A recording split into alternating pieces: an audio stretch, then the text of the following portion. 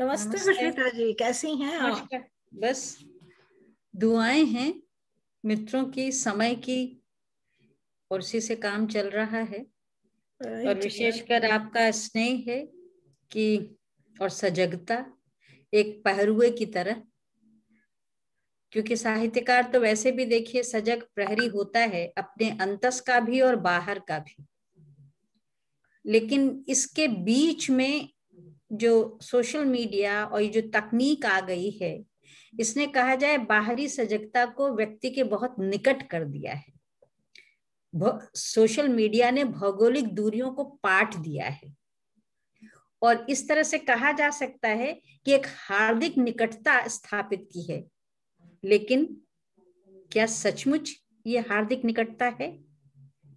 Social media में ये हार्दिक निकटता उस रूप में संप्रेषित होती है या किसी न किसी षड्यंत्र या किसी न किसी उद्देश्य के मकसद से होती है? जैसे कि पिछले दिनों देखा ही कि जो अमेरिका में हुआ, डोनाल्ड ट्रंप ने किया, वो सोशल मीडिया का ही परिणाम था कि वहां इतना उपद्रव संभव हो सका, या भारतवर्ष में या साहित्य की दुनिया में।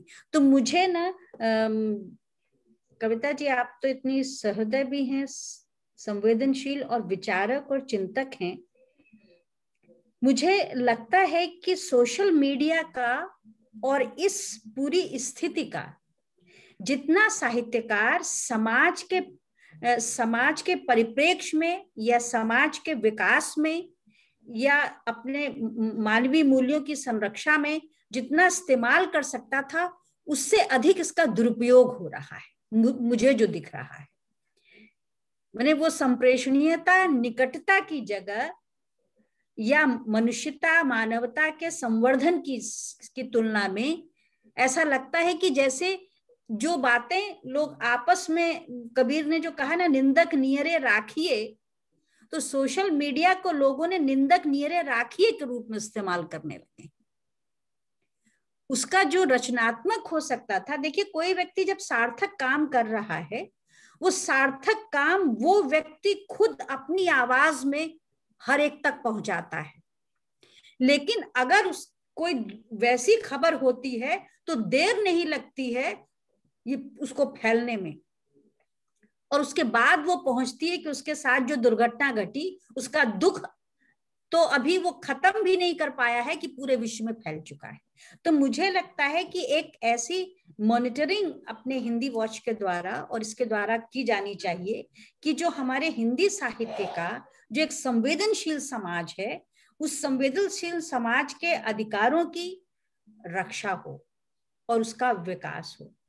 एक तो इसलिए भी क्योंकि साहित्यकारों में, रचनाकारों में जो 60 से ऊपर के लोग हैं जिनकी उम्र हो चुकी है, लेकिन उनके पास अनुभव की जो संवेदनात्मक ज्ञान है, जो उनका लेखन है, उस लेखन के आधार पर उनको जो प्रतिष्ठा मिलनी चाहिए, जो महत्व मिलना चाहिए, और उनके साहित्य का वास्तविक रूप में सार तत्व और रस तत्व निकाल के हमें सोशल मीडिया के द्वारा बताना चाहिए कि वास्तव में हिंदी साहित्य की अस्मिता ये है, वास्तव में ही भारतीय हिंदी साहित्य का चरित्र ये है। क्या लिखा गया का सवाल नहीं है। अब हमें अपने हिंदी साहित्य के उन तत्वों का अध्ययन करने की जरूरत है, या विश्व को हिंदी साहित्य के उन तत्वों को दिखाने की जरूरत है जिसकी जरूरत आज संवेदना के स्तर पर विश्व को है।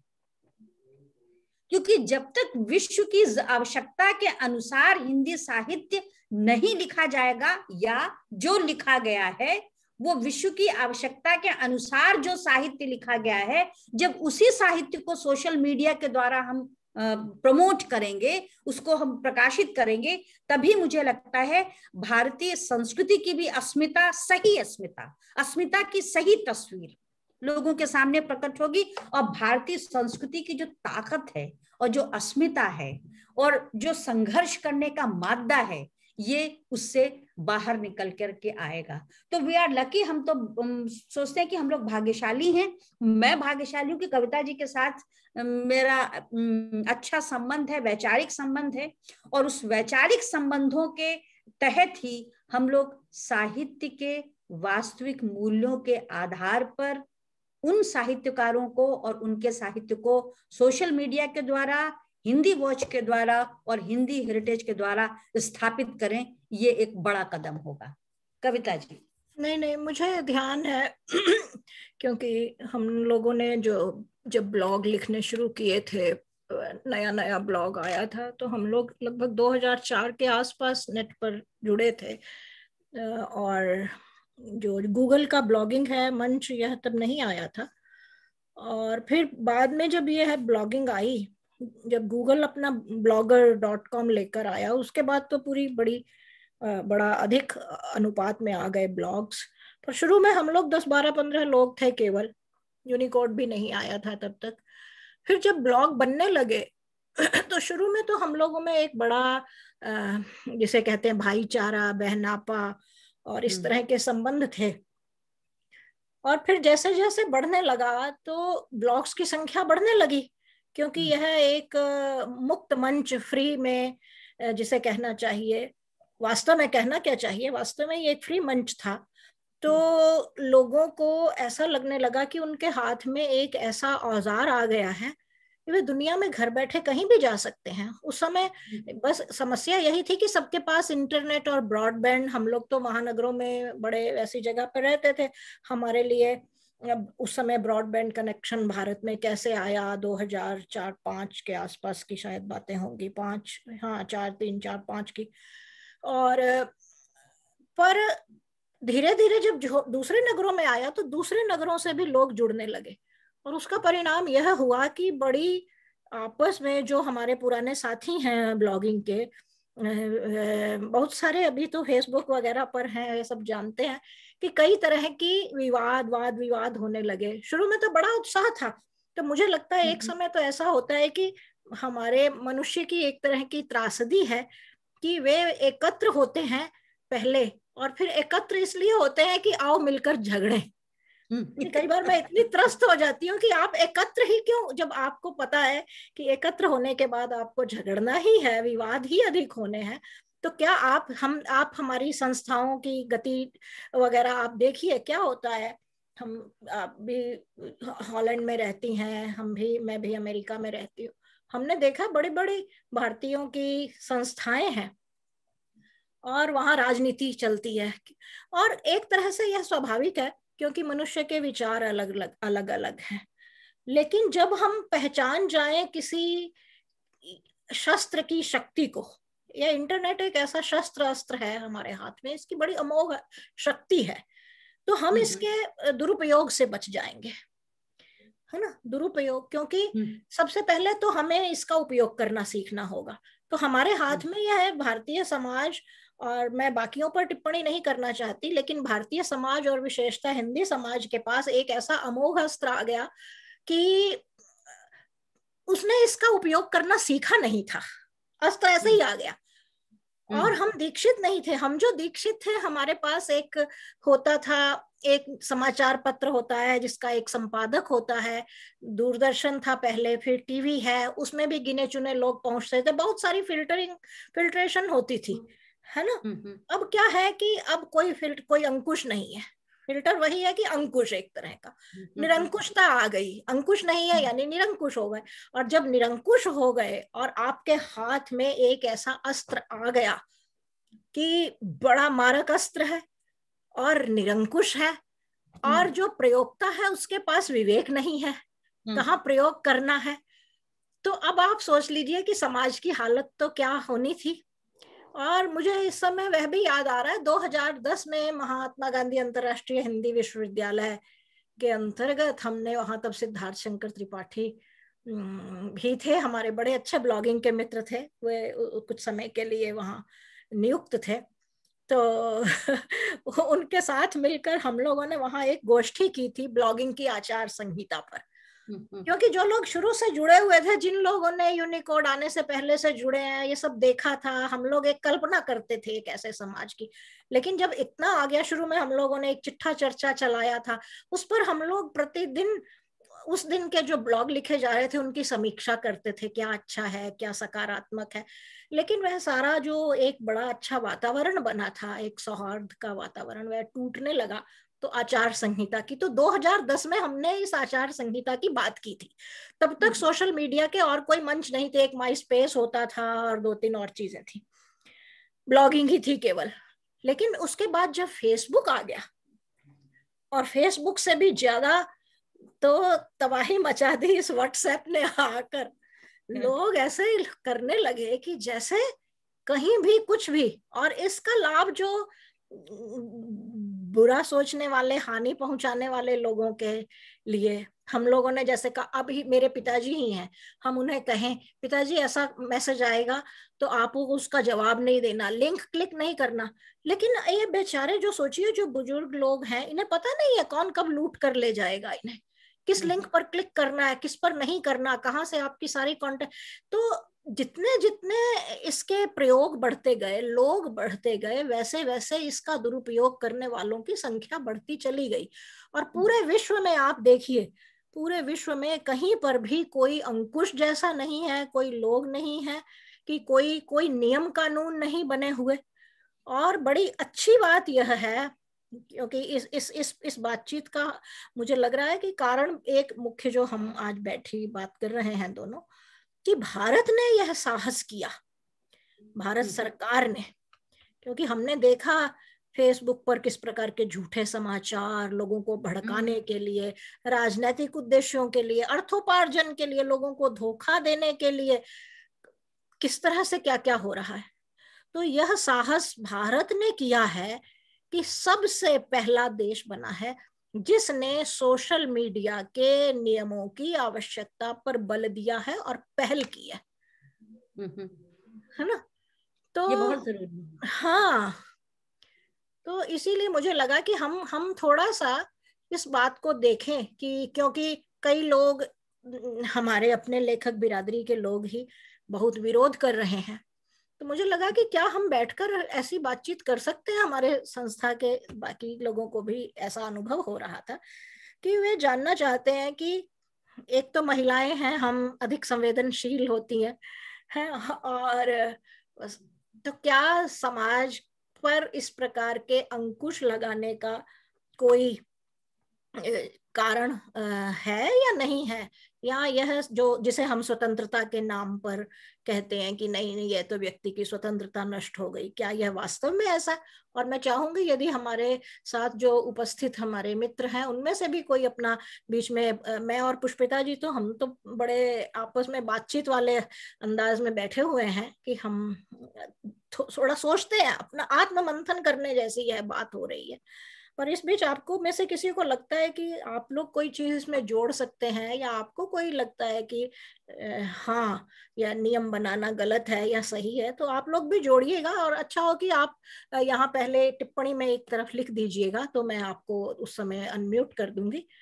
तो बात को आगे बढ़ाते हैं पुष्पिता जी। कविता जी, आपने बहुत सही बात कही है कि ये जो एक अनुशासन की बात रखी गई है और भारत सरकार के द्वारा, ये बहुत ही जरूरी है। इसलिए जरूरी है कि स्वतंत्रता का इस्तेमाल करने के लिए आत्मानुशासन बहुत जरूरी है। जय कृष्णमूर्ति कहते थे कि अगर आप आत्मानुशासित नहीं हैं तो स्वतंत्रता का उपयोग आप ठीक से नहीं कर सकेंगे, आप स्वतंत्रता ही नहीं समझ सकते हैं। तो मुझे लगता है कि जो लोकतंत्र अपने देश में है, ये लोकतंत्र जो देश में है और जो हमारे साहित्य में है और जो हमारी संस्कृति में भी है, ये जो लोकतंत्र का मैं संविधान के अर्थों में प्रयोग नहीं कर रही हूं, मैं लोकतंत्र शब्द का अर्थ लोकतंत्र के अर्थ में कर रही हूं। और इस लोकतंत्र में अगर व्यक्ति अनुशासित नहीं है तो लोक भी अनुशासित नहीं है। तो सवाल ये उठता है कि कोई ना कोई नियम तो बनना ही चाहिए कि अगर सेल्फ डिसिप्लिन नहीं पैदा हो रहा है तो वो सेल्फ डिसिप्लिन की चेतना कहां से आए, वो कॉन्शियसनेस कहां से पैदा हो, क्योंकि वो कॉन्शियसनेस पैदा करने की जरूरत है। और हमारे देश में और हमारे समाज में ये जो साहित्य आप कोई भी उठा करके पढ़ लें, जिसको जो मन हो, चाहे वो जिस तरह का साहित्य पढ़ना चाहे, लेकिन सोशल मीडिया में या फेसबुक में या व्हाट्सएप में ऐसे साहित्य के बारे में ही चर्चा होनी चाहिए, ऐसी पुस्तकों के बारे में ही बताया जाना चाहिए, ऐसे आलेखों का ही वो होना चाहिए जिसमें कि हमारी संस्कृति को सुदृढ़ता प्रदान करने वाले विचार हों। व्यक्ति को, इतनी महिलाएं सक्रिय हैं, पुरुष सक्रिय हैं, युवा सक्रिय हैं, लेकिन उनकी वो रचनात्मक और सांस्कृतिक सक्रियता ना तो अखबारों में दिखाई देती है, न तो टेलीविजन में दिखाई देती है, न तो सोशल मीडिया में दिखाई देती है, न तो फेसबुक में दिखाई देती है, न तो व्हाट्सएप में दिखाई देती है। तो सवाल ये उठता है कि अपने देश की जो सकारात्मक शक्तियां हैं वो नकारात्मक तरीके से इसमें नहीं प्रवेश कर सकती हैं, क्योंकि उनका चित्त नकारात्मक नहीं है, वो बेईमान नहीं है, वो अपवित्र नहीं है, वो भ्रष्ट नहीं है, और वो बिना मेहनत के कहीं शीर्ष पर नहीं पहुंचना चाहते हैं। तो मैं अक्सर ये कहती हूँ कि दो तरह के लोग होते हैं। एक तो वो लोग होते हैं जो सच में काम कर रहे हैं। एक मजदूर अगर वो खेती कर रहा है तो वो जुलूस में नहीं शामिल हो सकता है, क्योंकि वो तो खेतों में लगा हुआ है, और जो जुलूस में लगा हुआ है वो किसान खेती में नहीं लग सकता है। उसी तरह से जो लेखक लिखने में लगा हुआ है वो लेखक अपने साहित्य की स्थापना की जो राजनीति उठापटक होती है वो नहीं कर सकता है, क्योंकि उसका जो मस्तिष्क है, द स्टेट ऑफ माइंड, या जिसे कहा जाए कंडीशनिंग ऑफ माइंड, उसकी रचनात्मक है, और जो रचनात्मक है वो सृजनात्मक है, और जो सृजनात्मक है वो साहित्य के और जीवन के और वैश्विक जीवन मूल्यों से बना हुआ है। आज हम को जब भी बात करनी है, अपनी भारतीय संस्कृति की भी अगर हमें बात करनी है, तो भारतीय संस्कृति में जो वैश्विकता के मूल्य हैं, भारतीय संस्कृति के वो तत्व जो विश्व में स्थापित हो सकते हैं, भारतीय संस्कृति के वो तत्व जिनकी जरूरत आज विश्व को है, उन्हें आज साहित्य में लिखा जाना चाहिए। और सोशल मीडिया के द्वारा, फेसबुक के द्वारा जो हमारे साहित्य में सो कॉल्ड पत्रकार और थिंकर्स बन रहे हैं, वो ये सारे विचार, अगर वो संस्कृति के अध्येता हैं, विचारक हैं, तो फेसबुक में इस तरह की बातें क्यों नहीं लिखते, व्हाट्सएप में वो इस तरह की बातें क्यों नहीं डालते, जिससे कि हमारी नई पीढ़ी को ये मैसेज मिले कि हमें किस तरह से साहित्य को देखना चाहिए। आज हम प्रेमचंद्र प्रसाद को भी कैसे देखें। अभी जो शोध हो रहे हैं विश्वविद्यालयों में, उनके विषयों को भी अब हमें वैश्विक साहित्य के फलक के आधार पर निर्धारण करना होगा। तो मुझे लगता है कि एक बहुत बड़ा दायित्व है, और आप ये जो हेरिटेज, हिंदी हेरिटेज और ये है, इसमें ये एक दायित्व ले और आमंत्रित करें आप कि इस तरह की किस तरह से का साहित्य लिखा जाए और किस तरह के साहित्य को महत्व मिलेगा। इसमें जो रिस्ट्रिक्शंस होंगे, जो निषेध, हम निषेध नहीं कर रहे हैं किसी का, लेकिन जो हम स्वीकार कर रहे हैं उसकी हम उद्घोषणा कर रहे हैं।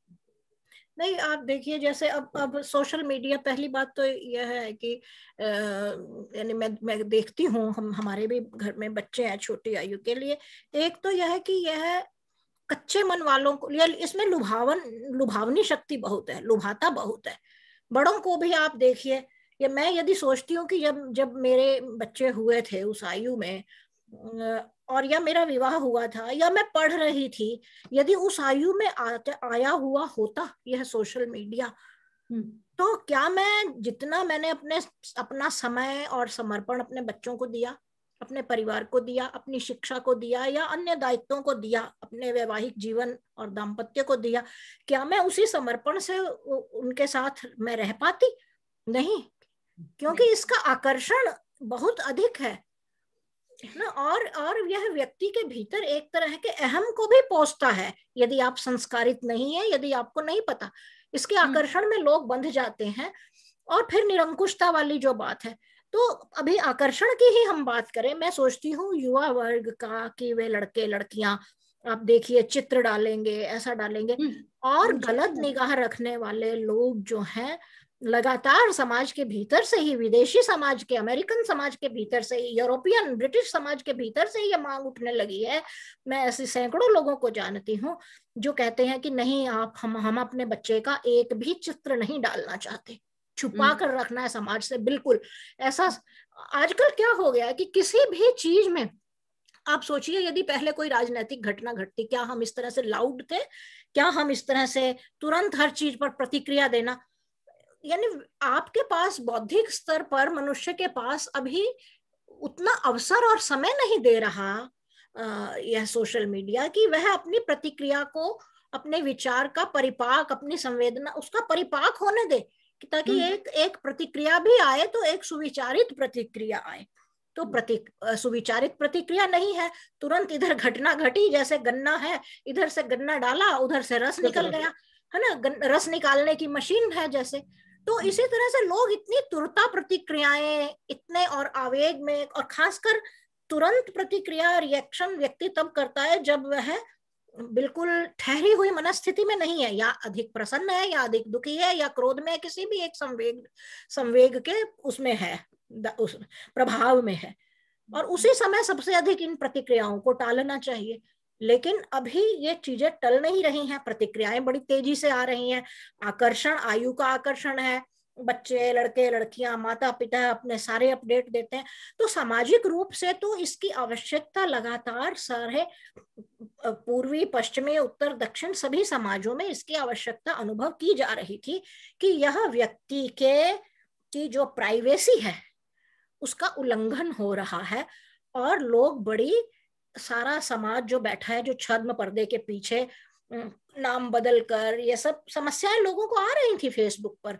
भारत में बहुत सारी महिलाओं को, क्योंकि लोगों ने गलत नाम, झूठे नाम रखकर प्रोफाइल बनाई है, और ये व्यापारिक कंपनियां हैं, चाहे वह फेसबुक हो, चाहे अब जब से व्हाट्सएप फेसबुक ने लिया, तो सब लोगों को लग रहा था बड़ा स्वतंत्र मंच है, लेकिन फेसबुक को तो व्यापार करना है अपने विज्ञापन के जरिए। आपने देखा कि फेसबुक पर ही अमेरिका में किस तरह से कटघरे में खड़ा किया गया, उसने कैसे लोगों के डेटा को बेचा। डेटा आज का गोल्ड है, डेटा सब कुछ है। तो क्योंकि उससे चुनावों की राजनीति हो रही है, लोगों का सब पता लग रहा है, वो क्या सोचते हैं, क्या करते हैं। ये इतने सक्षम टूल है कि ये सारा व्यक्ति का, तो हमें व्यक्ति के कहना चाहिए कि प्राइवेसी, उसकी निजता की रक्षा और उसकी सुरक्षा, निजता की सुरक्षा, इन सब के लिए तो समाज में चिंताएं व्यक्त की जा रही थी। जो मनोवैज्ञानिक हैं वे भी लगातार इसको कह रहे थे, और आपराधिक मामलों से जुड़े हुए, क्योंकि मैं जो 2010 की गोष्ठी की जिसकी बात कर रही हूँ, 2 दिवसीय अंतर्राष्ट्रीय संगोष्ठी, उसमें भारत के सुप्रीम कोर्ट में साइबर क्राइम के जो सबसे एक्सपर्ट व्यक्ति हैं, पवन दुग्गल जी शायद उनका नाम है, वे भी आए थे। उन्होंने भी कहा था, क्योंकि साइबर क्राइम एक अपने आप में एक अवधारणा आ गई, साइबर क्राइम के लिए सरकारें और इंटेलिजेंस और ये सब काम कर रहे हैं, लेकिन अब साइबर क्राइम से आगे बढ़कर सोशल मीडिया को जो नियंत्रित कर रहे हैं, भारत सरकार का विशेष बात यह है कि उन्होंने लोगों को तो दीक्षित करने वाला, वो तो एक प्रोसेस, उसमें आप स्वतंत्र हैं, आप जब दीक्षित होंगे नहीं, आप प्रयोग करते रहिए। लेकिन यह जो अंकुश लगाया गया, अंकुश लगाने की जो पहल हुई है भारत में, और ऑस्ट्रेलिया में भी थोड़ी हुई है, यह उन वह सोशल मीडिया जिनके अधीन है, जो कंपनियां सोशल मीडिया को चला रही हैं, अब वे इतनी निरंकुश हो गई हैं, क्योंकि वे किसी सरकार के नियम के अधीन नहीं आती हैं। अमेरिकन चुनावों में जिस प्रकार हुआ, क्योंकि वे पैसा ही नहीं कमा रही हैं, उनके मालिक जो हैं उनकी अपनी एक वैचारिक प्रतिबद्धता है, तो इस विचार वाले को ऐसे करना है, इसको रोकना है, विरोधी जहां से उन्हें, अच्छा, उनकी वैचारिक प्रतिबद्धता भी कम मायने रखती है, उनका प्रॉफिट अधिक मायने रखता है। बिल्कुल, वे अपने प्रॉफिट के लिए जो उन्हें पैसा अधिक देता है, वे उसके विज्ञापन, उसका विचार, उसका चित्र, उसकी पब्लिसिटी, वे सब करने को तैयार हैं, क्योंकि उन्हें पैसा मिल रहा है। तो यहाँ तो अब मैं कह रही हूँ कि व्यक्ति पर अंकुश की बात नहीं हो रही कि व्यक्ति संस्कारित तो वह अपना विचार करे, और ये यहाँ तो अब सोशल मीडिया को चलाने वाले व्यापारिक प्रतिष्ठान, फेसबुक, ये वो, व्हाट्सएप, इंस्टाग्राम, जितने भी मंच हैं, अब ये अपने आप में निरंकुश हो गए हैं, और इन पर लगाम लगाने की देशों को जरूरत थी। ये इसलिए भी देखिए जरूरत है कि इन लोगों की जो अपनी वैचारिकता, ये व्यापारिक मानसिकता के लोग हैं, और ये अपनी व्यापारिक मानसिकता के तहत सिर्फ अब धन ही नहीं कमाना चाहते हैं, बल्कि कई देशों की राजनीति में हिस्सा लेकर के जो विश्व के दूसरे देशों का राजनीतिकरण हो रहा है, कभी लगता है कि रूस है, चीन है, अमेरिका है, इन देशों के बीच में, और उसमें भारत की जो स्थिति है, तो ये एक वैश्विक स्तर पर देशों की राजनीति को संचालित करने के केंद्र बनते जा रहे हैं। कैम्ब्रिज एनालिटिका वाला मामला देखिए, जैसे आया था, कौन संचालित कर रहा था, लोगों का डेटा बेचकर चुनाव में किसकी मानसिकता है और किसका कैसे लोगों का वो बदला जा सकता है, कितना बड़ा षड्यंत्र का खुलासा हुआ। और अमेरिकन सरकार ने, फेडरल गवर्नमेंट ने फेसबुक को कटघरे में खड़ा किया, और उसी का परिणाम है कि अभी फेसबुक ने जो व्हाट्सएप का विलय, जो व्हाट्सएप के जो नए नियम अभी फरवरी में आने थे, लेकिन अब वो मई के पहले सप्ताह तक टाल दिए गए हैं, कि अब इन्हें टालने पड़े, पर इनकी मंशा यह है कि लोगों से अनुमति ले ली जाए, क्योंकि जब तक अनुमति नहीं थी इन्होंने प्रयोग किया और उसका बड़ा हर्जाना देना पड़ा, इन्हें आर्थिक क्षति हुई। लेकिन अब ये लोगों से टिक मार्क जो भी प्रयोग करेगा, इसका अर्थ है कि वह सहमत है, और सहमत है, उसके बाद कोई सरकार इन पर कोई अंकुश नहीं लगा सकती, क्योंकि तो कह देंगे कि व्यक्तियों ने सहमति दी है, आप हमारा प्रयोग कर रहे हैं, इसलिए आप हमारी नीति से सहमत है। और आम आदमी इन सब संवैधानिक चीजों को, तकनीकी चीजों को नहीं समझता।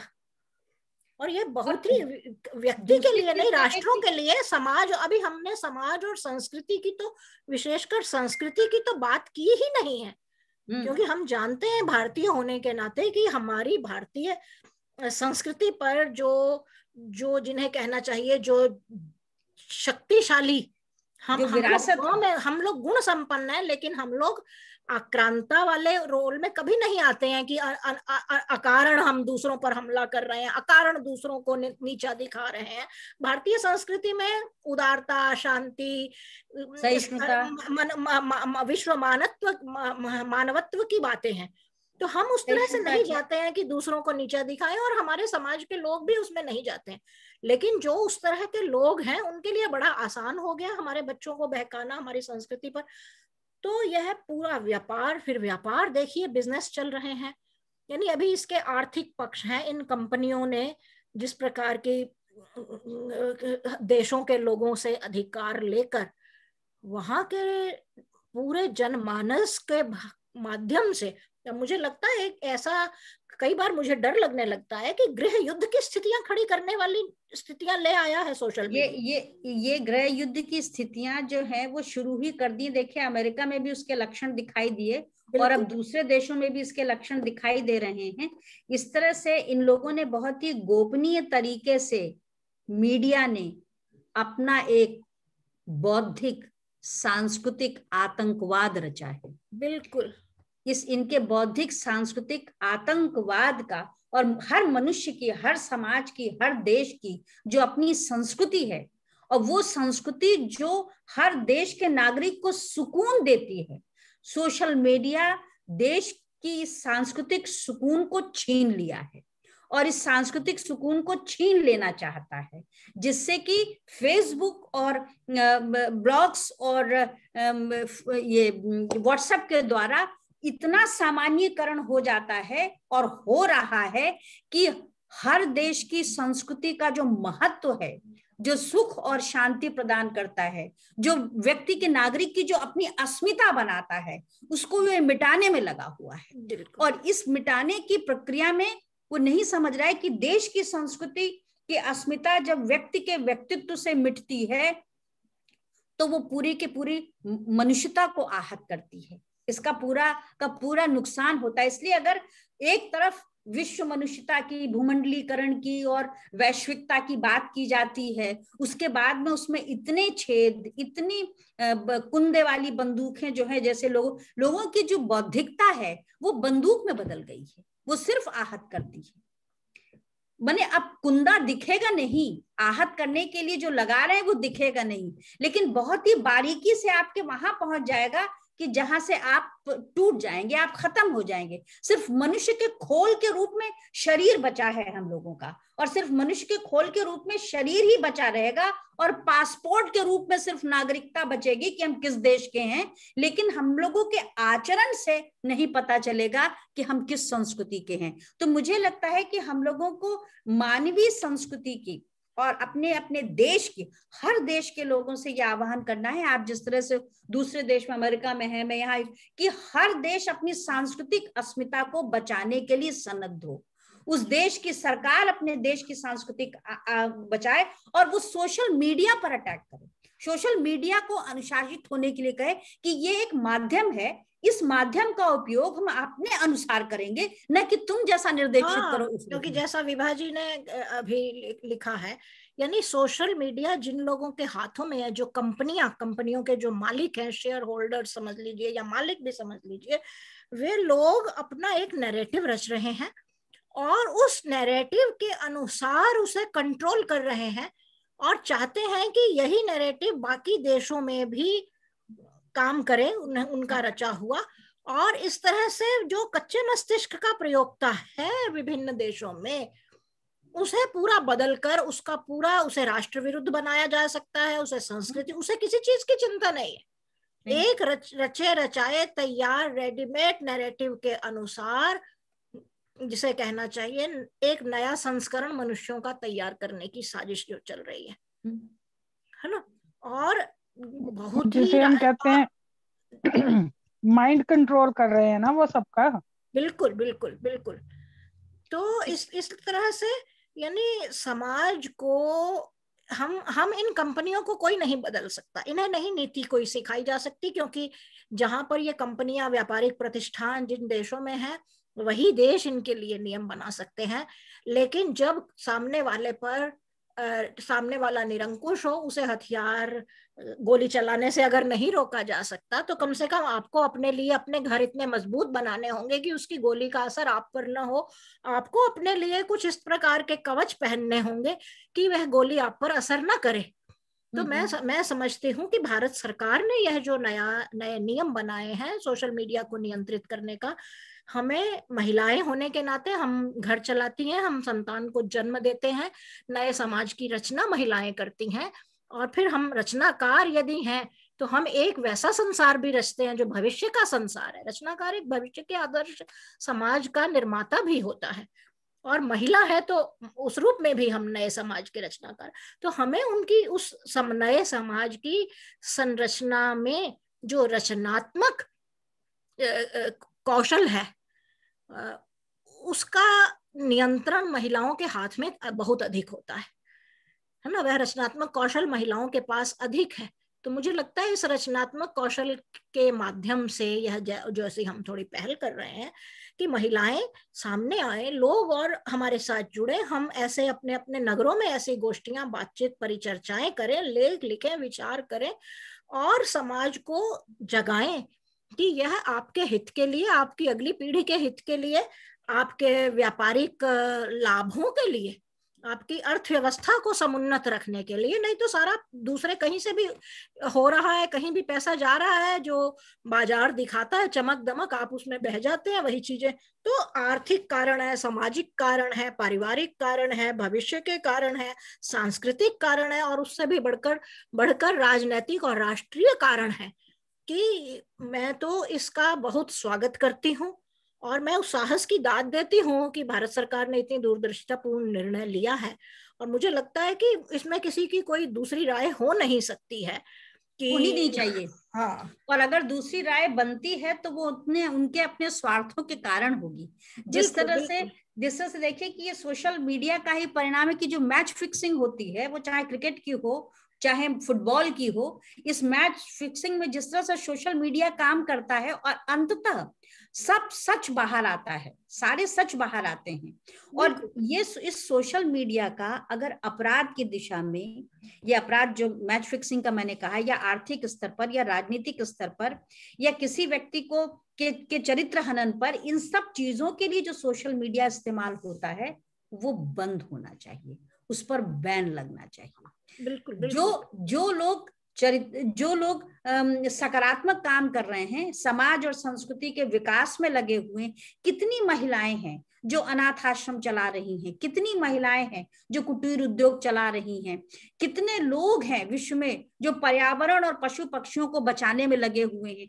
उन लोगों का सोशल मीडिया में कहीं कोई जगह नहीं मिलती, बड़ा खोज के पढ़ना पड़ता है, तो कहीं जब आप उसको बहुत पुश करें तभी वो दिखाई देता है। लेकिन किसने कैसा डांस किया, क्या किया, वो खबर हर 2 मिनट पर मोबाइल खोलते ही फेसबुक पर उस पर लॉन्च हो जाती है।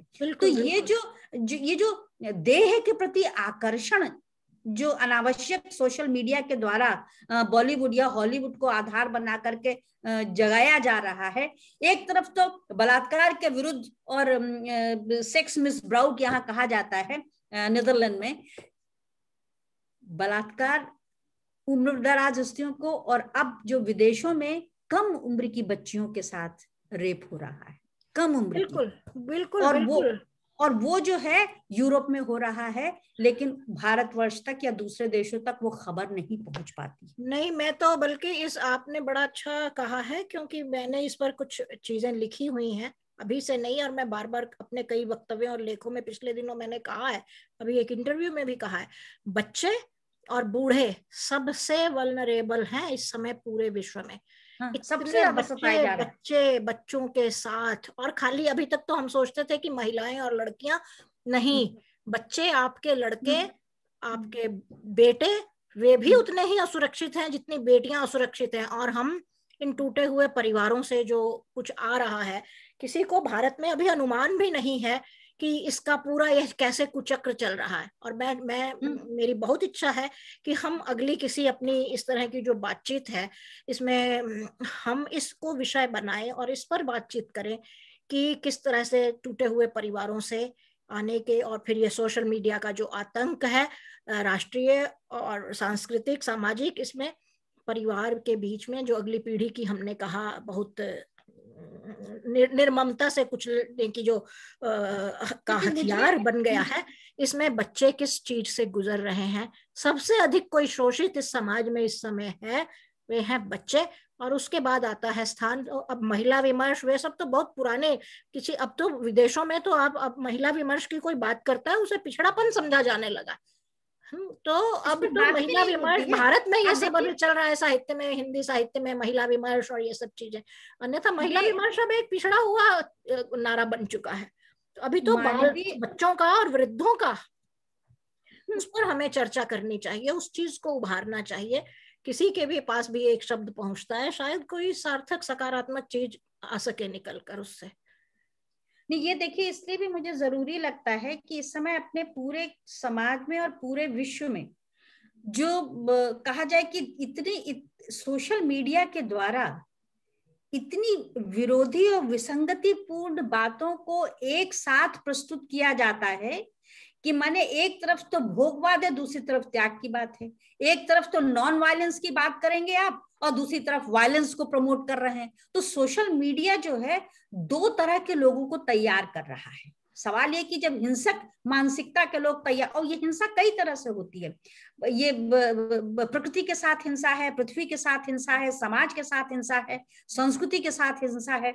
तो एक ये राजनीतिक हिंसा है, एक ये हिंसा का, और दूसरी तरफ अहिंसा का पूरा गौतम बुद्ध से लेके गांधी से लेकर इन पर विचार गोष्ठियां होती रहेंगी और लोग उनके सुभाषितों को कहते हुए थकेंगे नहीं, जबकि वो खुद भी मानसिक हिंसा कर रहे होते हैं, क्योंकि मानसिक हिंसा भी एक बहुत बड़ी हिंसा है। नहीं, वैसे अहिंसा का जो शाब्दिक अर्थ है, क्योंकि हमारे तो जो शब्द जहां से आया है, एक एक शब्द का जो मौलिक, अब जैसे सूर्य है, सूर्य का अपना एक अर्थ है, यह जो उपादान सूर्य हमें दिखाई दे रहा है, सूर्य का अर्थ यह नहीं है।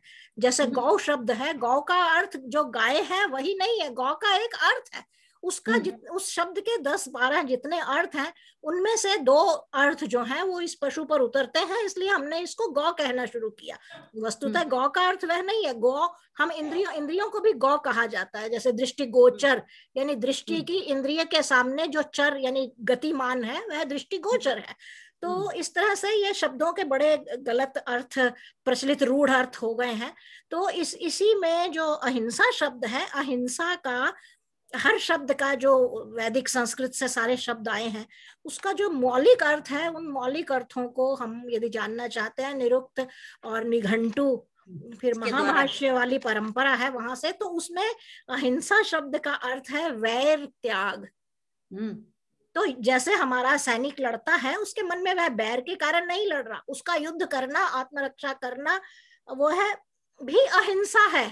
हम लोगों ने बहुत रूढ़ अर्थ लगा लिया कि अहिंसा का अर्थ है कि बस शारीरिक आघात नहीं पहुंचाना, आप किसी के साथ झूठ बोलते हो किसी के बारे में, वह भी हिंसा है।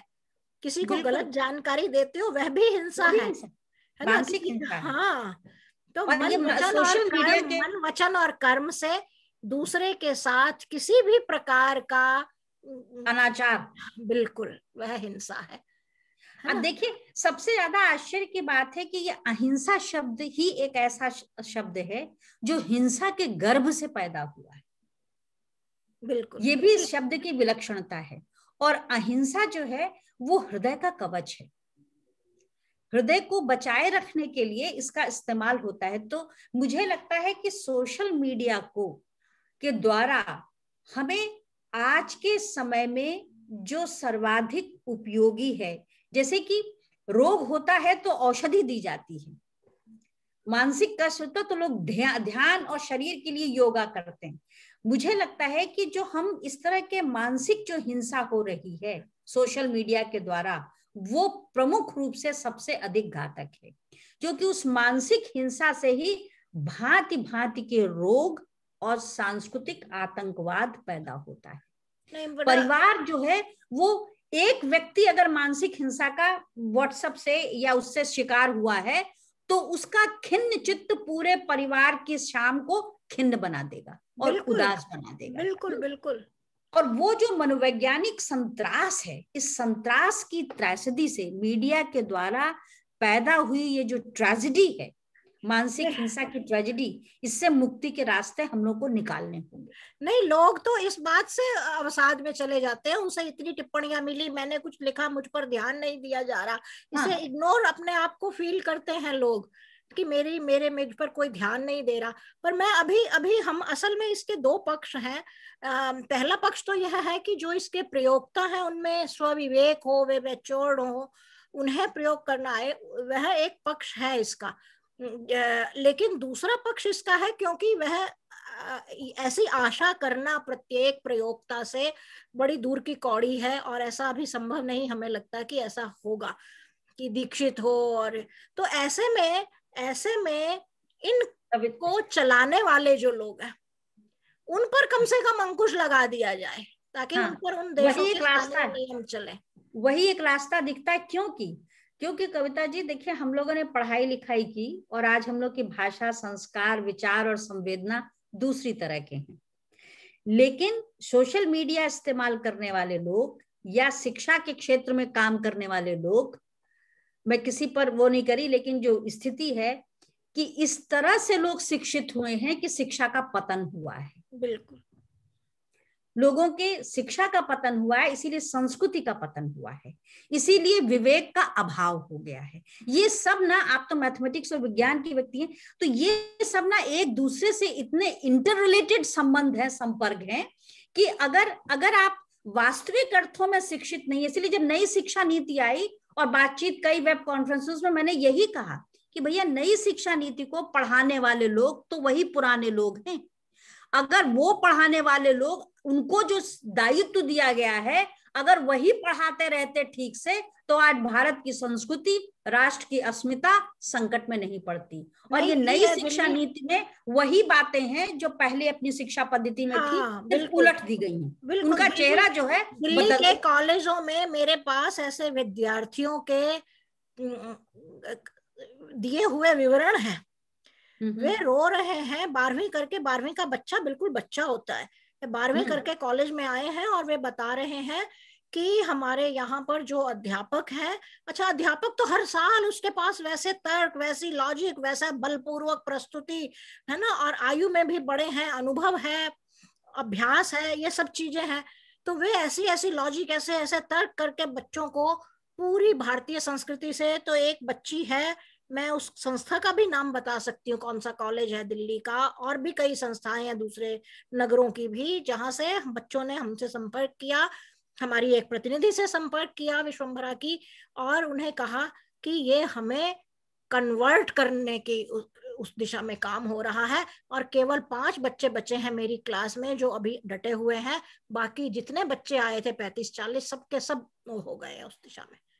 तो ये जो आपने बात कही है ना कि नई शिक्षा नीति आने के बावजूद लोग तो वही हैं, क्योंकि नियम हमने बना दिए, लोग नहीं बदल रहे हैं, तो डंडे के जोर पर लोगों का दिमाग नहीं बदल रहा। बिल्कुल, सारे के सारे लोगों का दिमाग, अब तो ये ओवर इनकम भी एक ऐसा रोग आ गया है कि लोग अपनी सैलरी 1.5 लाख 1 लाख सैलरी मिल रही है वो बचा के रखना चाहते हैं। उसके बाद शोध विद्यार्थी से भी पैसा ले रहे हैं, वो शोध भी नहीं करा रहे हैं, शोध का विषय ऐसा दे देते हैं कि वो खुद ही इधर उधर की 10-15 किताबों से शोध तैयार कर ले। तो सवाल ही इतनी सड़ी गली, जहां पे सोशल मीडिया का इस्तेमाल होना चाहिए, जहां पे इसके इस्तेमाल से शोध के क्षेत्रों में नवीनता आनी चाहिए, शिक्षा, उसी विषय को, अरे रामचरितमानस को कितने नए तरीके से बताया जा सकता है। अब राम राज्य क्या या मर्यादा पुरुषोत्तम का या विश्व मानवता के लिए कोई नई किताब लिखने की जरूरत नहीं है। हमारे पास जो पूरी साहित्य की पूरी जो परंपरा है, विरासत है, उसी की वर्तमान संदर्भों में व्याख्या करने की जरूरत है। सोशल मीडिया ये काम क्यों नहीं करता है कि हमारी साहित्य और संस्कृति की जो विरासत है और विश्व की दूसरी भाषाओं में भी जो विरासत है, उन सबके साथ एक ताने बाने जैसा रिश्ता बनाए और उससे मनुष्यता का, मैंने जितना अहंकार का, बुरे भावों का के प्रचार करने में जितनी भूमिका सोशल मीडिया निभा रहा है, उस पर रोक लगनी चाहिए। बिल्कुल, तुलना में जो कहा जाए कि सफेद, अब तो मैंने कहा जाए कि इतने रंगों का प्रयोग हो कि सफेद रंग क्या है लोगों को पता ही नहीं चले। वैसे ही विश्व के हित में, मनुष्यता के हित में, मनुष्य की मानवीय संस्कृति के हित में मानवीय गुणों के प्रचार प्रसार की जरूरत है। उसको जब तक वो मजबूत नहीं होंगे, इस सांस्कृतिक आतंकवाद जो फैल रहा है, बिना नाम लिए हुए हम कह रहे हैं, इस सांस्कृतिक आतंकवाद से बचना होगा। पिछले दिनों जब यूरोप में ये खबरें तो पूरे विश्व में फैली कि सीरिया से और दूसरे देशों से लोग आ रहे हैं सहायता के लिए, क्योंकि उस देश में उनका जीवन असुरक्षित है। मैंने यहां कहा खुलकर कि लोग समझ नहीं रहे हैं, वो दूसरे धर्म और जाति के लोग यहां आकर दया और दयनीयता के आधार पर वो फ्रेंच लोगों से, डच से और स्पेनिश लोगों से, जर्मन से संबंध बनाएंगे, पारिवारिक दैहिक संबंध बनाएंगे, संतानें पैदा होंगी और बाद में वो एक सांस्कृतिक आतंकवाद का रूप ले लेगा, क्योंकि वो पुरुष के रूप में। और यहाँ अभी यूरोप की जो नागरिक हैं, विशेषकर युवा पीढ़ी, वो इनोसेंट है, बहुत बहुत बहुत अधिक। यूरोप की जो युवा पीढ़ी है वो इतनी इनोसेंट है कि वो किसी के साथ भी साथ बैठने, रात में कहीं 12-1 बजे तक घूमने के लिए तैयार हो जाएगी, क्योंकि ये आम यहाँ की संस्कृति है। वो ये समझ नहीं सकते हैं कि हमें अपने साथ वो घुमाने के लिए विश्वसनीय है और कौन अविश्वसनीय है। तो ये है, इसलिए मुझे लगता है कि सोशल मीडिया एक ऐसा वायरस है, कोरोना से ज्यादा भयानक वायरस है, क्योंकि कोरोना पता है कि कैसे होगा, मास्क लगा लेंगे तो, और या कैसे दूरियां बनाए तो होगा, लेकिन ये सोशल मीडिया से तो कोरोना वाली दूरी का भी उपाय नहीं। मैं तो यही समझती हूँ कि भारत सरकार ने जो नियम बनाए हैं वे एक तरह का मास्क और प्रोटेक्शन है, बल्कि वैक्सीन है कोरोना से, जैसे वैक्सीनेशन है। हाँ, तो इसकी मैं बिल्कुल हार्दिक पक्ष में हूँ, हार्दिक रूप से स्वागत भी करती हूँ। और मैं लोगों से आग्रह भी कर रही हूँ इस कार्य, आज जो हमारी परिचर्चा है इसके माध्यम से, कि वे अपने विभिन्न माध्यमों से इसके बारे में एक जागृति, चेतना का प्रचार करें, प्रसार करें। आप ही हमारे हाथ और सब हैं, आपके माध्यम से ही हम अपनी बात अधिक लोगों तक पहुंचाना चाहते हैं। और मैं अभी थोड़ी देर के लिए कुछ एक लोगों से जो लोग जुड़े हुए हैं, यदि उनमें से कोई कुछ कहना चाहते हैं तो मैं चाहूंगी, चाहे यदि कैमरे पर चाहे न भी आए, न आना चाहे तो कैमरा ऑन कर लें। यदि आप कुछ जोड़ना या कुछ कहना चाहते हैं तो आप कृपया अपने आप को अनम्यूट करें और कैमरा ऑन करके अपनी बात कहें। मुझे कहना है कविता जी। जी, अर्चना जी, डेनमार्क से स्वागत है। नमस्कार नमस्कार। बताइए, आपको सो भी नहीं रही, यहाँ 11 से ऊपर हो गया। अच्छा लग रही बातचीत, मैं आपके हर बात से सहमत हूँ, बस एक बात से नहीं हूँ, क्योंकि मैं भी टीचर हूँ। नहीं, लेकिन देखिए, विदेश का जो शिक्षक है और जो भारत का शिक्षक है, दोनों में बहुत फर्क है। और आप शिक्षक नहीं, आप शिक्षक नहीं, मैं भी शिक्षक हूँ, मैं भी मैं तो भारत में मेरी बहन भी, मैं आपकी सारी बातों से सहमत हूँ। फेसबुक में तो जो मेरे स्कूल में भी होता बहुत, बच्चों के बीच में जो कॉन्फ्लिक्ट होते हैं, ओ माय गॉड, ये 15-16, वो तो आपने बिल्कुल सही कही, क्योंकि मेरी सिस्टर भी टीचर है इंडिया में। अरे पेरेंट्स नहीं कर रहे आजकल, पेरेंट्स ही कुछ संस्कार नहीं दे रहे, टीचर्स हेल्पलेस है। नहीं अर्चना जी आपने उसका संदर्भ नहीं समझा। हम भारत के संदर्भ में कुछ बात कर रहे थे कि नई जो शिक्षा नीति आई है उसके साथ जोड़कर पुष्पिता जी कह रही थी कि नई शिक्षा नीति आने मात्र से चीजें नहीं बदल जाएंगी। जब तक उस नई शिक्षा नीति को जो व्यवहार में लाने वाले लोग हैं, जब तक वे नहीं बदलेंगे तदनुसार, तब तक नई शिक्षा नीति उस तरह से परफेक्ट नहीं काम कर सकती है ना। इस संदर्भ में शिक्षकों की बात हो रही थी। हाँ नहीं, वो तो आपने बहुत अच्छा कहा, लेकिन मैंने 2013 to 14 वहां पढ़ाया है और मैंने देखा है वहां बच्चों के हाल। Teachers, I feel sorry for Indian teachers. जी बिल्कुल बिल्कुल। Okay, thank you. दूसरा कारण ये भी है जो आपने कहा कि पेरेंट्स नहीं कोऑपरेट करते हैं भारतवर्ष के बच्चों के। मुझे लगता है कि भारतवर्ष के बच्चों के जो अभिभावक हैं वो दोनों नौकरी कर रहे होते हैं, तो उनके पास समय नहीं अपने बच्चों को पढ़ाने का। इसके बावजूद भारतवर्ष ही ऐसा है जहां सबसे अधिक कोचिंग स्कूल हैं। बच्चे बेचारे वहां भी स्कूल में भी पढ़ते हैं, 1 घंटे के लिए घर में आते हैं, खेल पाते ही नहीं है, उसके बाद में कोचिंग स्कूल में चले जाते हैं, तो वो डबल होमवर्क करते हैं। उसी बीच में किसी तरह से वो बेचारे व्हाट्सएप पे अपने कुछ फ्रेंड्स बना लेते हैं, उनसे वो सवाल जवाब पूछते रहते हैं और अपना समय पार करते हैं। तो उनकी स्थिति जो है वो बहुत बहुत खराब है। उसमें से जो लोग माने एक संवेदना के स्तर पर, मुझे नहीं लगता कि आज का एक जो टीनेजर है, जो 13-14 साल का बच्चा है, उसके पीठ पर लगा हुआ बोझ किताबों का, फिर जो नेट पर है उसको समझने का बोझ, पढ़ने का की जिम्मेदारी, और उसके बाद में फिर टीचर्स जो हैं वो भी जो शिक्षक पढ़ा रहे हैं उनके पास भी इतने सपने हैं और उनको लगता है कि उनको सैलरी कम मिल रही है। ये हम स्कूल स्तर पे बता रहे हैं, और यूनिवर्सिटी लेवल पर जहाँ सैलरी इतनी अच्छी है पढ़ाते ही नहीं। अरे यूनिवर्सिटीज में हम तो पिछले 2-3 साल से भारत में इतना आते जाते रहे, 15 दिन नीदरलैंड तो 15 दिन भारत। यूनिवर्सिटी में विभागाध्यक्षों के कमरे और जो कुलपति और रजिस्ट्रार का कमरा है उसी में जीवन दिखाई देता है, बाकी कमरे बंद रहते हैं और या कुर्सियां उल्टी वगैरह सीधी पड़ी रहती हैं और कुछ नहीं। जब कोई कार्यक्रम होता है और लगता है कि वाइस चांसलर विजिट करेगा, तो गैलरी जो कक्षाओं के बाहर जो मैदान वो होता है गैलरी, उसकी सिर्फ पोछा लगा के सफाई करते हैं, जिससे लगता है कि हाँ यूनिवर्सिटी चल रही है। हाँ, मुझे लग रहा है हम विषयांतर हो गया है थोड़ा कि हम भारत की अभी शिक्षा और अध्यापक और शैक्षणिक संस्थाओं क्योंकि सोशल मीडिया का स्तर है। सोशल मीडिया में अगर इसको कविता जी अगर इसको देखा जाए तो नई शिक्षा नीति में सबसे पहले इसे सुधारना जी।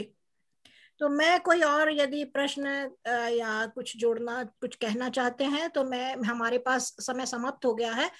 5 मिनट में हम इस परिचर्चा को समाप्त करेंगे, इसलिए यदि कोई कुछ कहना चाहते हैं 1-8 मिनट में तो कृपया अपना कैमरा ऑन कर लें, या कैमरा न भी ऑन करना चाहें तो अपनी बात जोड़ दें।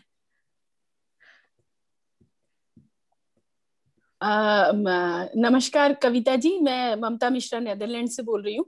और मुझे बहुत अच्छा लग रहा है पुष्पिता जी को देखकर, क्योंकि हम लोग एक ही देश में बैठे हुए हैं और इतनी अच्छी वार्तालाप आपकी चल रही है। ममता जी आपको केवल पुष्पिता जी को देखकर अच्छा लग रहा है? जो आपके देश में जो इतने बाहर दूर आपसे बैठे हैं उनको देखकर अच्छा नहीं लग रहा? नहीं, बहुत अच्छा लग रहा है, खासकर आपको देखकर। कहा तो ममता जी तुम्हारे लिए पहले कहा। हाँ, तो मैंने कहा कि आपको देखकर भी बहुत अच्छा लग रहा है, क्योंकि आपके देश के हालात भी पिछले समय कुछ बहुत रहे। मुझे बहुत अच्छा लगा आप लोगों ने ये पहल की और इस तरह की चर्चा चलाई है, क्योंकि अगर मैं समझूं कि आज के समय में मैं बहुत सारे मंचों से जुड़ी हुई हूँ, कविता जी भी हैं मेरे साथ में सारे मंचों पर, तो मुझे लगता है कि आज के समय में अगर मेरी एक बहुत परेशानी है और मैंने उस पर 2-4 शब्द लिखे थे, मैं पूरे तो नहीं सुनाऊंगी, 1 मिनट बचा और मैं समय की बहुत पाबंद हूँ। और कविता जी ने मुझसे बोला तो मैंने एक मंच पर बोला भी कि अगर हमें इतने सारे हमारे परेशानियां हैं कि कोई बोलता है कि पर्यावरण बचा लो, हिंदी बचा लो, भाषा बचा लो, किसी को मतलब ये नहीं पड़ी है कि जो मूल जड़ है, जैसे कि आप लोग दोनों उस पर बात कर रहे हैं, मूल जड़ संस्कृति, और जिसके विषय में आप सोशल मीडिया के ऊपर चर्चा कर रहे हैं कि सोशल मीडिया ने किस तरह से उस पर आघात किया। जैसे पुष्पिता जी ने कहा कि वो आघात सीधा हृदय तक पहुंचता है, हथियार की आवश्यकता नहीं है उस आघात के लिए। और आप तो कविता जी, मुझे पता है आप उसी दिशा में कार्यरत है और कितना कठिन परिश्रम करते हैं आप लोग। तो मैं सिर्फ अपने 4 ही शब्द कहना चाहूंगी कि मुझे सबसे ज्यादा चिंता जो है वो है कि पहले मानव को बचा लो। मेरे अनुसार मानव ही खत्म हो गए हैं, मानवता ही नहीं बची है। तो मैं सिर्फ 4 शब्द कहकर अपने वाणी को विराम दूंगी। अगली किसी गोष्ठी में जरूर मैं ये पूरा करूंगी कि मानव विलुप्त हो रहे हैं, मानव विलुप्त हो रहे हैं डायनासोर की तरह। अचंभित हूं कि किसी को परवाह नहीं, सब मंचों पर सब तरह की चर्चाएं चल रही है, मानव की चर्चा किसी को नहीं चल रही है कि हम मानव ही मर गए। शायद एकाध बचे हो कहीं, उनके द्वारा बचाया जा सकता है इस जाति को, इसकी अनेक प्रजातियों को। है परवाह तो दिखती क्यों नहीं? पूर्णतः विलुप्त होने पर कहां से लाओगे? क्या उस पर भी चलचित्र बना पैसा कमाओगे? बहुत सही। या संग्रहालयों की शोभा बढ़ाओगे? या पुरातत्व विभाग का हिस्सा बना गड़े हुए को खोदने में पैसा कमाओगे? या इतिहासकारों से इतिहास खंगलवाओगे? क्या करोगे? आखिर सबसे बुद्धिमान विवर्तन से उत्पन्न स्तनधारी मानव नुवा नर मानव विलुप्त हो जाए तब? कोई कहता है भाषा बचाओ, कोई कहता है देश बचाओ, कोई कहता है पर्यावरण बचाओ, किसी को इसकी पड़ी नहीं है। इसके अंग सिकुड़ रहे हैं एक एक कर, जैसा कि अभी पुष्पिता जी ने कहा, अंग भावनाओं के, धर्म के, सहिष्णुता के, सत्य अहिंसा के, मानवता के। मेरी मानिए ये कगार पर है, खोजिए शायद कहीं आसपास नजर आ जाए ऐसा कुछ। छूकर देखिए, काटता तो नहीं, प्रेम समझता है, भावना दिखती है भावों में, या फिर आप भ्रमित हैं? ये काटेगा और उसका कोई इलाज ना होगा। ये सोशल मीडिया ऐसा ही एक वो है, भावना भी दिखेगी, ऐसे चलेगा कि चालाक लोमड़ी भी शर्म से मर जाए और गर्व से फिर सर उठाकर छल कपट लाद भरे बाजार अपने मानव होने की भेड़िया सी हुंकार भरेगा। पहचान पाओगे क्या इसे ही मानव कहते हैं?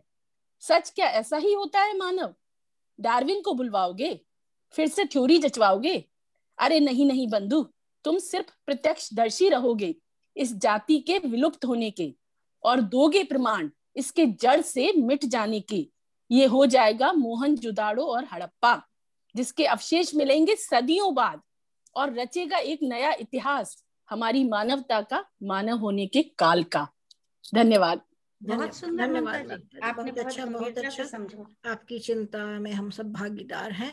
नितिन जुड़े हैं हमारे साथ, नितिन कुछ कहना चाहते हैं। नितिन प्लीज आप अपने को अनम्यूट करिए। जी नमस्कार मैम, प्रणाम मैम, मेरी आवाज आ रही है मैम? जी जी जी जी धन्यवाद मैम, आपने मुझे मौका दिया इस मंच पर अपनी बात कहने के लिए।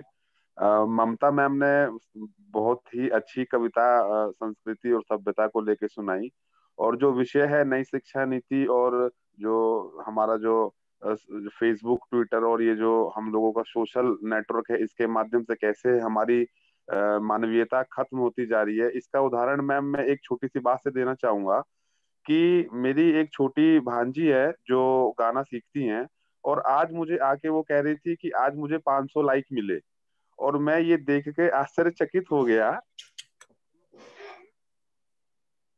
मैं ये देख गया कि मैंने ग्रेजुएशन एमए में फेसबुक अकाउंट बनाने का प्रयास किया था।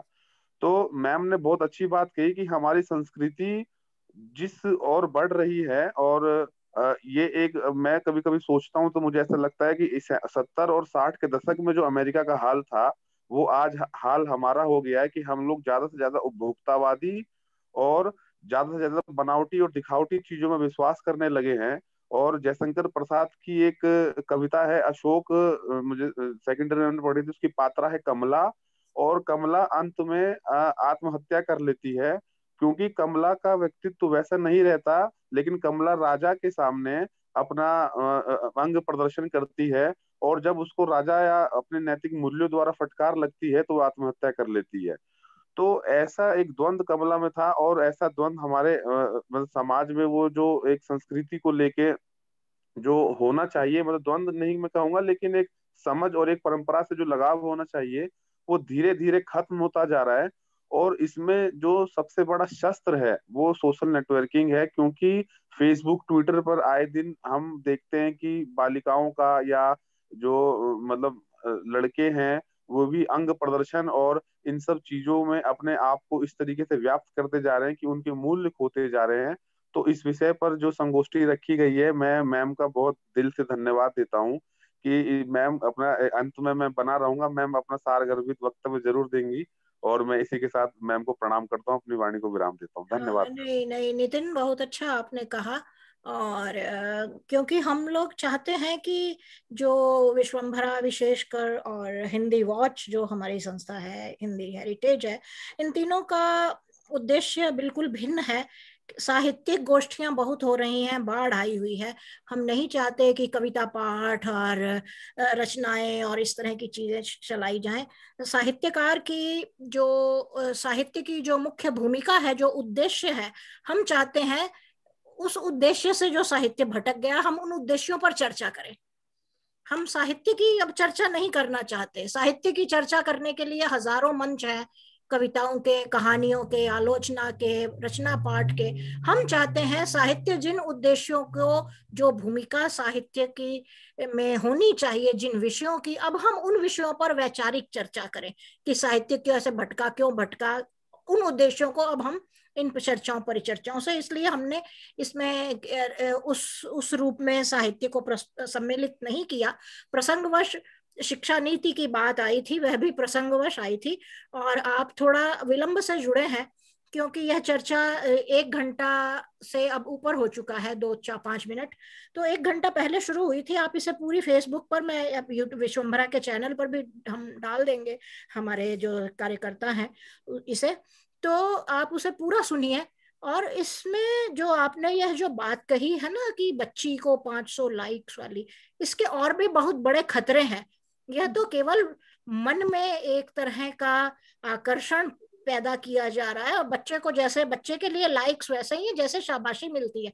इसमें बच्चे का बिल्कुल दोष नहीं है कि उसको किसी ने 500 लोगों ने उसकी पीठ थपथपाई या 500 लोगों ने तालियां बजाई। बच्चा इसे उसी रूप में ग्रहण कर रहा है। लेकिन कब यह जो अच्छा शाबाशी जो है इस लोभ में परिवर्तित हो जाएगी, और फिर उस लोभ के वश में आकर बच्चे और क्या बड़े बूढ़े सभी लोग फिर कैसी कैसी ओछी हरकतों पर आ जाएंगे। और जब वह सारी इच्छाएं और अपेक्षाएं समाज से, सोशल मीडिया के मंचों से पूरी नहीं होंगी, तब कैसा डिप्रेशन आएगा और कैसी मानसिक समस्याएं आएंगी। हम उन सबको की चर्चा कर रहे थे, और वे समस्याएं इससे भी अधिक खतरनाक हैं। तो मैं एक बच्चे के निर्मल मन के आकर्षण के लिए के प्रति बिल्कुल चिंतित नहीं हूँ। वह बिल्कुल सहज, स्वाभाविक, बाल सुलभ प्रतिक्रिया है, मानवीय संवेदना है। सबको अच्छा लगता है जब सकारात्मक प्रशंसा की जाती है, तो अपनी तरफ से वह बिल्कुल ठीक है। पर एक तो इसके भी सोशल मीडिया पर अंकुश के जो हम 2 पक्षों पर बात कर रहे थे, एक तो यह था कि समाज को आत्मानुशासन आना चाहिए, लोग ऐसे संस्कारित हों। लेकिन अभी लोग संस्कारित नहीं हैं, तो क्या खतरे हैं।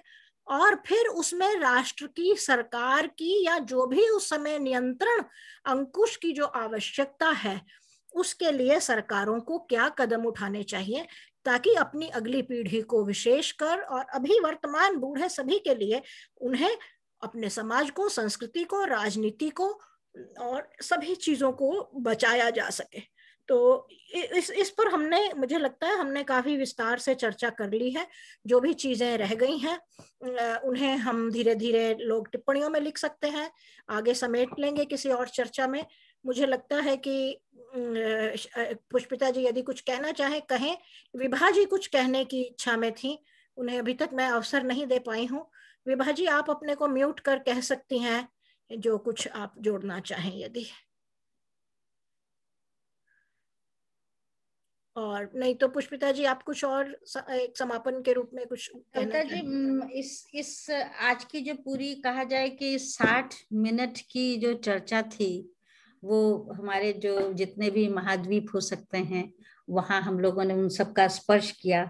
और जहां शब्द कहाँ पहुंचते हैं कोई नहीं जानता, लेकिन जहां वो पहुंचते हैं वहां से उन्हें विस्थापित नहीं किया जा सकता। वो बचे रह जाते हैं। इसी तरह से सोशल मीडिया के ये सारे के सारे जो तत्व है, ये मन की उस जगहों पर आत्मा की उन अंतर परतों का स्पर्श करते हैं जिसकी कि अपनी पवित्रता, उसकी अपनी शक्ति प्रभावित होती है। मुझे लगता है कि इस विषय पर हम लोगों को बात और आगे बढ़ानी चाहिए, और इसका जो सुने वो इसको प्रचारित करें, और अपने स्तर पर भी लोगों को चिंतित होना चाहिए। बिल्कुल बिल्कुल, लोगों को जुड़ना चाहिए। इस परिचर्चा को लोग शेयर कर सकते हैं। फेसबुक पर भी यह लाइव जा रही थी, उस लिंक को शेयर कर सकते हैं। यूट्यूब पर भी डाल दी जाएगी, उस लिंक को शेयर कर सकते हैं। प्लेलिस्ट में लोग डाल सकते हैं। और आपके पास कोई और विचार, इस प्रकार की किसी भी प्रकार की जो चिंताएं हैं आपकी, आपको लगता है, आप इसे अपना मंच समझिए और कभी भी आप मुझे लिख सकते हैं, कह सकते हैं। बस मैं उस ढर्रे पर नहीं जाना चाहती। हमारी संस्थाएं तीनों जिनसे मैं जुड़ी हुई हूँ सक्रिय रूप से, उनके प्रतिनिधि के रूप में, मैं उसमें नहीं जाना चाहती कि केवल हम लोग साहित्य पाठ कर रहे हैं। अब मुझे लगता है अब मार्च के महीने में हम एक कार्यक्रम फिर से करेंगे, और इन गोष्ठियों को मैं थोड़ा साप्ताहिक रूप में चलाना मेरी व्यक्तिगत इच्छा है। पुष्पिता जी ने भी कहा, तो आप अपने विषयों सहित आप हमें लिखिए, और हम चाहेंगे सार्थक बातचीत हो। और साहित्य पाठ, रचना पाठ, उनसे अलग हटकर आपके भीतर, आपने रचनाकारों ने भी रचना क्यों लिखनी शुरू की? क्योंकि उनके अंदर कुछ चिंताएं थी। लेखन उसकी प्रतिध्वनि है, लेखन उसकी प्रतिक्रिया है, प्रकट उस रूप में हो रहा है। लेकिन मैं चाहती हूं कि आपके लेखन के माध्यम से नहीं, अब आप अपने विचार के साथ हमारे साथ जुड़िए, सक्रिय बातचीत में आइए। पुष्पिता जी और मैं, हम लोग बार बार आएंगे आपके बीच ऐसी कुछ चीजों पर। हमारे हथौड़े चाहे लग रहे हो शब्द, या चाहे गीत लग रहे हो, किसी को मधुर लग रहे हो या कठोर लग रहे हो, उसकी चिंता किए बिना हम बार बार आएंगे, और लोग भी आएंगे समय समय पर आपसे। आपको हिंदी में किसी भी प्रकार की बातचीत के लिए कोई भी व्यक्ति यदि आपको लगता है, बच्चे हैं, बड़े हैं, आप हमें बताइए, थोड़ी उसकी रूपरेखा बनाकर आप मुझसे संपर्क कीजिए, हम अवश्य उसे जोड़ने का प्रयास करेंगे।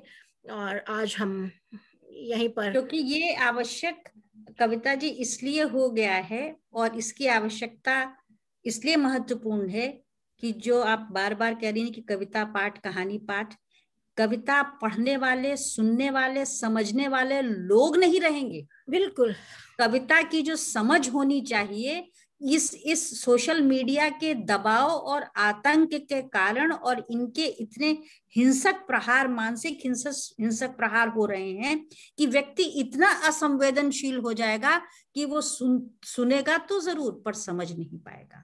तो मनुष्य को मनुष्य बनाए रखने में, भारतीय संस्कृति को बचे, क्योंकि भारतीय संस्कृति ही एक ऐसी संस्कृति है जिसमें विश्व की संस्कृति को बचाए रखने की ताकत है। इसलिए वैश्विक स्तर पर सोशल मीडिया जो आघात कर रहा है, और अपनी अर्थशास्त्रीय दृष्टि से, माने वो एक दूसरी तरह का, जिस तरह के डकैत और लुटेरे होते हैं ना, उसको ठेठ भाषा में कहा जाए, ये वैसा ही आचरण है जिसके प्रति सचेत होकर के हम लोगों को सक्रिय होना चाहिए, अपने आप को बचाने के लिए, अपने मन को बचाने के लिए।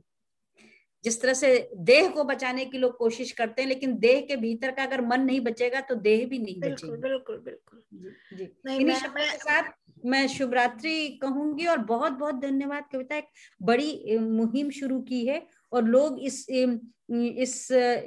ये एक तरह का इलाज है, तो ये आत्मरक्षा के उपाय हैं। बिल्कुल ये आत्मरक्षा के बौद्धिक उपाय हैं, और एक किस तरह से हमें सजग होना चाहिए, सचेत होना चाहिए कि अपनी चेतना का हम सही इस्तेमाल कर सकें, अपनी संवेदना का हम सही इस्तेमाल कर सकें। इस संगोष्ठी के माध्यम से मैं अपनी तीनों संस्थाओं के सभी प्रतिनिधियों की ओर से और प्रतिभागियों की ओर से, भारत सरकार, ऑस्ट्रेलिया ने भी इसी दिशा में थोड़ी पहल की है, इस जो व्यापारिक प्रतिष्ठान हैं इनको, क्योंकि ये अपने व्यापार के लिए किसी भी सीमा तक जा रहे हैं, तो इन पर अंकुश लगाने के लिए इन दो देशों ने जो पहल की है, मैं भारतीय होने के नाते भारत अपने देश को पहले बधाई देना बनता है।